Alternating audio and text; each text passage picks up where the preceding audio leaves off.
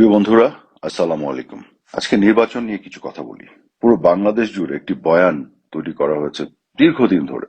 আওয়ামী লীগের সময় সকল নির্বাচন একতরফা নির্বাচন, খারাপ নির্বাচন, এই সেই। হ্যাঁ, ঠিক আছে, আওয়ামী লীগের সময় তিনটি নির্বাচন, বিশেষ করে 2014 সালের 5ই জানুয়ারি, তারপরে 2018 সালের যে নির্বাচন এবং তারপরে 2024 সালের জানুয়ারিতে যে নির্বাচন, প্রত্যেকটি নির্বাচনকে নিয়ে বিভিন্ন ধরনের বিশেষণে বিশেষায়িত করা হয় এবং আওয়ামী লীগকে দোষারোপ করা হয়। কিন্তু আমরা কিন্তু অনেকে প্রত্যেকটি নির্বাচনের ক্ষেত্রে যে বাস্তবতা ছিল সেই বাস্তবতাগুলোকে ভুলে গেছি। আমরা একটা ব্র্যাকেটে ফেলে গণহারে ঢালাও ভাবে এগুলো বলতে থাকি। কেন 2014 সালের 5ই জানুয়ারি নির্বাচনের আগে আমরা কি ভুলে গেছি যে মাননীয় প্রধানমন্ত্রী শেখ হাসিনা বিএনপিকে প্রস্তাব দিয়েছিলেন যে নির্বাচনকালীন একটি সরকার তৈরি করা হবে সংসদে নির্বাচিত প্রতিনিধিদের মধ্য দিয়ে, এবং তিনি বিএনপিকে সংস্থাপন মন্ত্রণালয় এবং স্বরাষ্ট্র মন্ত্রণালয় দিতে চেয়েছিলেন, যে দুটো মন্ত্রণালয় নির্বাচনে সবচেয়ে বেশি ভূমিকা রাখতে পারে। আমরা কিন্তু এগুলো ভুলে গেছি। আমরা কি ভুলে গেছি যে মাননীয় প্রধানমন্ত্রী বেগম খালেদা জিয়াকে ফোন করেছিলেন, কিন্তু কিভাবে সেই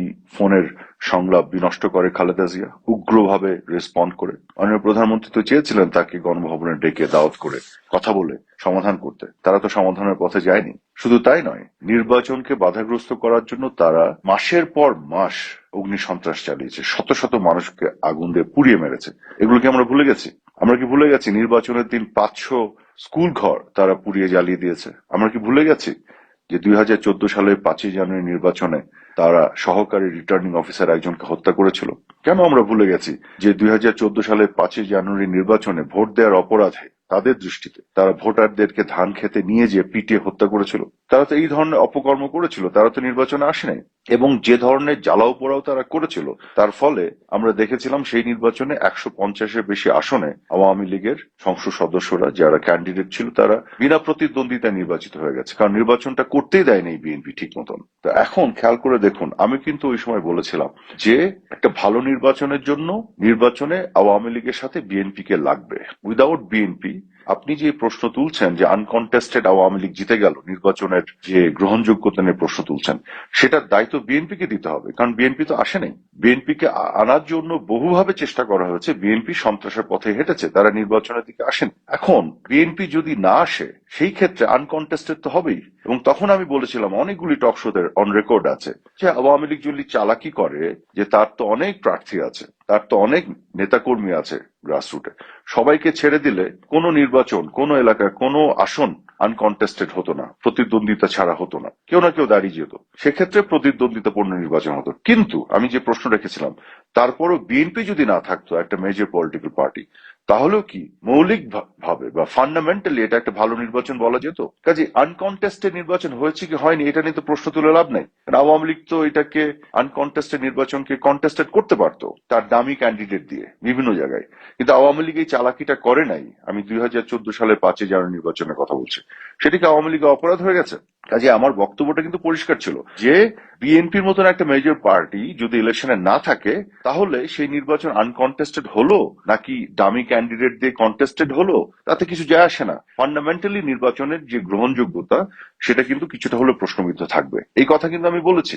কাজে বিএনপি না আসাটাই মূল কারণ ছিল একটা ভালো নির্বাচন করতে না পারা, এবং বিএনপি আসে নাই এটার দোষ কিন্তু বিএনপির ছিল, কারণ তাদেরকে বহুভাবে সকল ধরনের প্রস্তাব দেওয়া হয়েছে, কিন্তু তারা এটা মানে নাই, তারা নির্বাচন বর্জনের পথে হেঁটেছিল। এগুলো ভুলে গেছে জাতি। এখন খেয়াল করে দেখুন, তারপরে 2018 সালের নির্বাচনে বিএনপি আসলো নামকা ওয়াস্তে ঐক্যফ্রন্ট বানিয়ে। আমি তো দুটো নির্বাচন করেছি, নির্বাচন করতে গেলে কি ধরনের প্রিপারেশন লাগে। আমার উপনির্বাচনে কিন্তু কোনো বড় প্রতিদ্বন্দ্বী ছিল না এবং জাতীয় নির্বাচনও ছিল না, তারপরও যে পরিমাণ খাটাখাটনি করতে হয়েছে আমাকে, প্রত্যেকটা এলাকায় পোলিং এজেন্ট দিতে হয়েছে, প্রত্যেকটা কেন্দ্রে, প্রত্যেকটা সেন্টার ভিত্তিক কমিটি বানাতে হয়েছে, প্রত্যেকটা এলাকা ধরে ধরে সংগঠিত করতে হয়েছে, ক্যাম্পেইন করতে হয়েছে, পোস্টার ছাপাতে হয়েছে। এগুলো কিন্তু অনেক কর্মকাণ্ড আছে যেগুলো করতে হয় যদি আপনি সত্যিকার অর্থে নির্বাচনে থাকতে চান।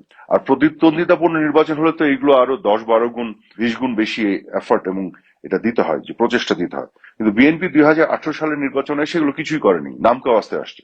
তার নির্বাচনে এসেছিলই নির্বাচনে হেরে যাওয়ার জন্য। এখন একটা বড় দল যদি নির্বাচনে মাঠে না থাকে ঠিক মতন, তাহলে কিন্তু মাঠে অনেক কিছু অগোছালো ঘটনা ঘটে যেতে পারে, কারণ একটা বড় দলের উপস্থিতি কিন্তু সত্যিকার অর্থে একটা ভালো নির্বাচনের জন্য প্রয়োজন। এটা হচ্ছে বাস্তবতা, কারণ বাংলাদেশে যারাই খালি মাঠ পায় তারাই কম বেশি এদিক ওদিক করে ফেলে, এটা কিন্তু দল নির্বিশেষে অনেকের মধ্যে টেন্ডেন্সিজ আছে আনফরচুনেটলি। কাজে একটা বড় দলের উপস্থিতি খুব দরকার। এখন 2024 সালে এসে দেখেন আওয়ামী লীগ কি করলো, বিএনপি আবার আসলো না।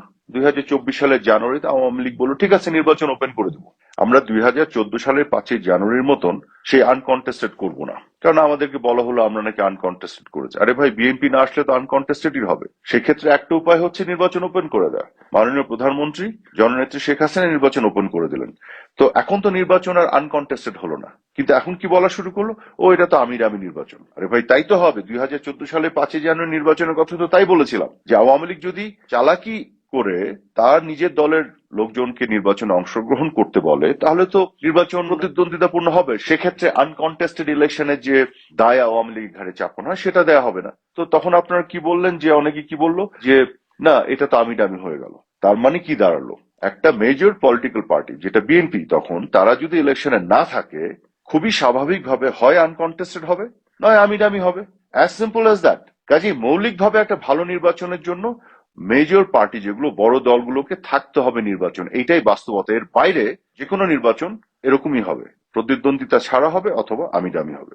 তো এইটার দোষ এককভাবে আওয়ামী লীগের ঘাড়ে চাপিয়ে দিলে হবে না। কিন্তু দুঃখজনক হলো সত্য কি জানেন, এখন কিন্তু সে আমি ডামির চেয়েতেও খারাপ নির্বাচন হচ্ছে। কেন আমি বলি, আওয়ামী লীগ তো নাই, জাতীয় পার্টি নাই, আওয়ামী লীগের অ্যালায়েন্সের 14 দলের কেউ নাই। অর্থাৎ আওয়ামী লীগের বিপক্ষে যারা জোটবদ্ধ হয়ে নির্বাচন করতো, বিএনপি, জামাত এবং অন্যান্য ছোট ছোট কিছু দল, যাদের নেতা এবং কাউকে আপনারা চেনেনও না, নামও বলতে পারবেন না, প্রেসিডেন্ট সেক্রেটারি, যাদের তো ভোটও নাই, তো এই জোট কিন্তু নিজেরা নির্বাচন করছে এখন। এবং খেয়াল করে দেখুন, নিজেরা নির্বাচন করতে যে কি হচ্ছে, তাদের যে বিদ্রোহী ক্যান্ডিডেট, ডামি ক্যান্ডিডেট যাদেরকে আপনারা আমি ডামি বলেন, সেই বিদ্রোহী যে প্রার্থী যারা, তাদেরকে তারা মনোনয়নের যে প্রক্রিয়া তার মধ্যেই 80% বাদ করে দিয়েছে।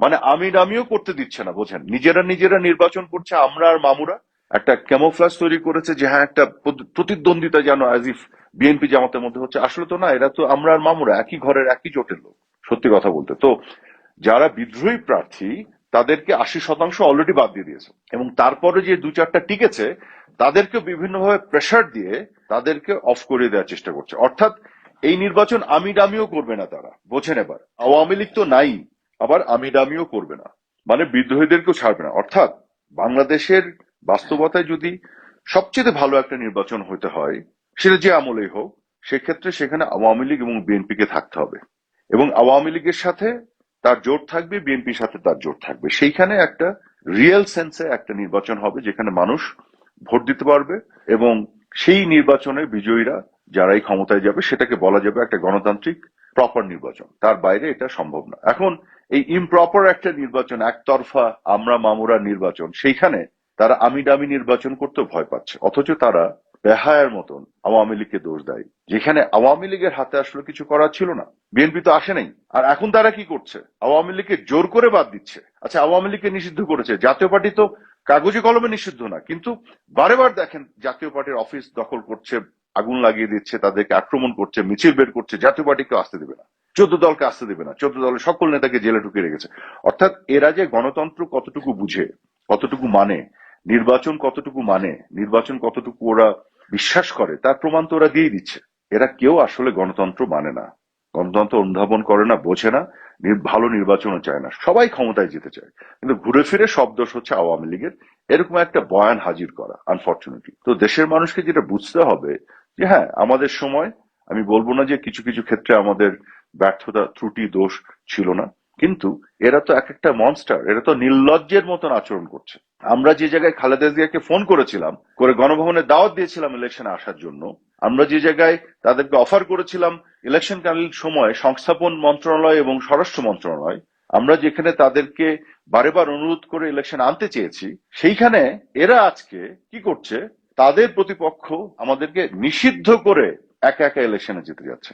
কালকে যদি একটা অন্তর্ভুক্তিমূলক নির্বাচন হয়, হাইপোথেটিক্যালি আপনাদেরকে আমি বলি, ইনক্লুসিভ নির্বাচন হয় এবং লেভেল প্লেইং গ্রাউন্ড তৈরি হয়, এবং একটা নতুন সরকার এসে চমৎকার একটা নির্বাচনের পরিবেশ তৈরি করে, সবার জন্য সমান সুযোগ তৈরি করে, আপনাদের আমি বলে দিচ্ছি, এই জামাত এবং তাদের সাথে যারা আছে লেজ গুটিয়ে সবাই বিএনপির সাথে যে জোট করবে, একেবারে লিখে দিতে পারি। আজকে কেন এই ধরনের একটা ফেক, মিথ্যা প্রতিদ্বন্দ্বিতার আবহ তৈরি করছে তারা, যে হ্যাঁ বিএনপি একদিকে জামাত একদিকে? না, বিকজ আওয়ামী লীগ নাই বলে, আওয়ামী লীগকে তারা নিষিদ্ধ করে রেখেছে বলে তারা একটা আমরা মামুরা নির্বাচন করছে। ঠিক আছে, বুঝলাম 2014 সালের 5ই জানুয়ারি নির্বাচনকে আপনারা বলছেন বিনা প্রতিদ্বন্দ্বিতা নির্বাচন, যদিও এটা দোষ বিএনপির। ঠিক আছে, আপনার 2018 সালের নির্বাচনকে এক বিশেষণে বিশেষায়িত করছেন, সেখানেও বিএনপির দায় আছে আমি মনে করি, কারণ তারা পোলিং এজেন্ট দেয় নাই, পোস্টার ছাপায় নাই, ইলেকশনটাই করেনি, কিন্তু সব দায় দিয়ে দিল, মাঠ খালি ছেড়ে দিয়েছিল, যে ঘটনাগুলি ঘটেছিল তার দায় পুরোটা আওয়ামী লীগকে দিয়ে দিল। 2024 সালের জানুয়ারিতে এসে সেখানেও আপনারা বলছেন যে আমি দামি নির্বাচন। তাহলে আজকে যে নির্বাচন হচ্ছে এটা আগামী দিনের ইতিহাসে আমরা আর মামুরার নির্বাচন হিসেবে পরিচিত হবে। এটা হচ্ছে আমরা আর মামুরার নির্বাচন, বাংলাদেশের ইতিহাসে সবচেয়ে জঘন্য নির্বাচন, যেখানে একটি মেজর পলিটিক্যাল পার্টিকে, বাংলাদেশ ইতিহাসের সবচেয়ে সর্ববৃহৎ পলিটিক্যাল পার্টিকে নিষিদ্ধ করে, এবং সেই পলিটিক্যাল পার্টির সাথে অন্যান্য যারা জোটবদ্ধ হয়, জাতীয় পার্টি 14 দল, তাদেরকে জোর করে ইলেকশনের বাইরে রেখে তাদের অফিস জ্বালিয়ে পুড়িয়ে দিয়ে যে আমরা মামুরা নির্বাচন হচ্ছে, এবং এই আমরা মামুরা নির্বাচনেও যেভাবে বিদ্রোহী প্রার্থীদেরকেও বিভিন্ন প্রক্রিয়ার মাধ্যমে বাতিল করে এবং বিভিন্নভাবে চাপ প্রয়োগ করে সরিয়ে দেওয়ার যে প্রক্রিয়া চলছে, এই চাইতে জঘন্য নির্বাচন বাংলাদেশ ইতিহাসে আর মনে হয়নি। এই আমরা মামুরা এই নির্বাচনকে ধিক্কার জানাই। ধন্যবাদ আপনাদের সবাইকে।